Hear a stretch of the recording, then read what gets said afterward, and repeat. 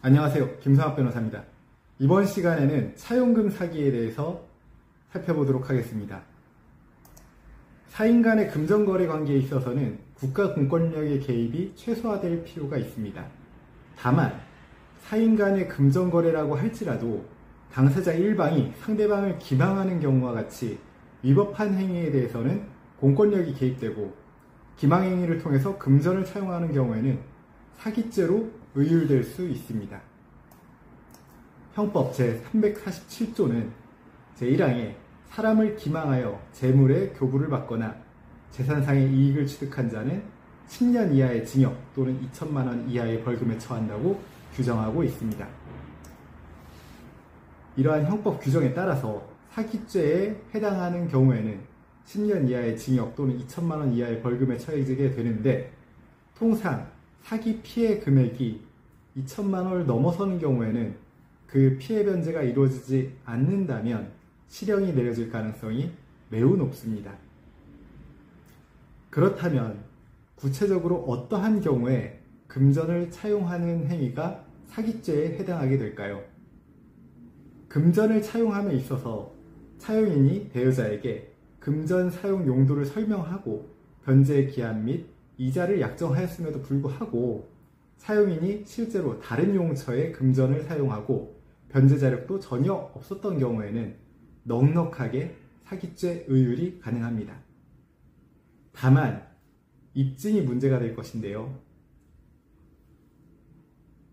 입증을 하지 못하게 될 경우에는 차용인을 사기죄로 의율할 수 없게 되기 때문에 금전을 대여할 당시 차용인이 대여자와 용처 및 변제 기한에 대해서 약속한 사실, 차용인에게 변제 의사가 없었음을 입증할 만한 정황 증거, 차용인이 금전을 사용한 용처가 대여자에게 설명한 용처와 다른 사실 등을 입증할 증거 자료가 확보되어야 할 것입니다.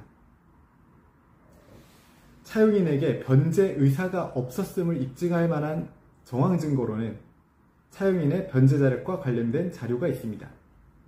즉, 차용인이 차용 당시 이미 채무 초과 상태였던 관계로 추가로 부담하게 되는 대여금 채무를 변제할 수 없는 객관적 형편에 있었다면 차용인에게 변제 의사가 없었음이 간접적으로 추단되기 때문에 차용인이 차용 당시 쥐고 있던 채무 관련 자료들을 통해서 변제 의사가 없었음을 추단할 수 있는 입증 자료로 활용할 수 있을 것입니다. 차용인을 고소해서 차용인이 사기죄로 기소된다면 민사상 손해배상 청구 역시 진행할 필요가 있습니다. 대여금 채권과 달리 사기로 인한 손해배상 채권의 경우에는 3년의 단기 소멸시효에 해당하므로 형사고소 후 차용인에게 아무런 민사상 조치를 취하지 않게 되면 불법행위 손해배상 채권은 시효로 소멸하게 될 것입니다. 다만 손해배상 채권이 시효로 소멸하더라도 대여금 채권이나 사기 취소에 따른 부당이득금 반환 채권은 남아있게 되므로 설령 손해배상 청구를 하지 못하였더라도 대여금 청구나 부당이득 반환 청구를 하면 될 것입니다. 오늘은 돈을 빌려주었을 경우에 그 차용금이 그 사기죄의 이제 편취 액수로 이제 될 수 있는지, 즉 차용금 사기 인정 여부에 대해서 살펴보았습니다. 차용금 사기의 경우에는 입증이 쉽지는 않기 때문에 혹 차용금 사기 문제로 고민 중이시라면 면밀한 법률적 검토가 필요할 것입니다.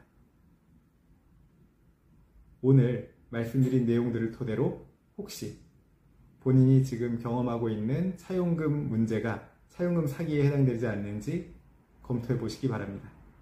조금이나마 도움이 되셨으면 합니다.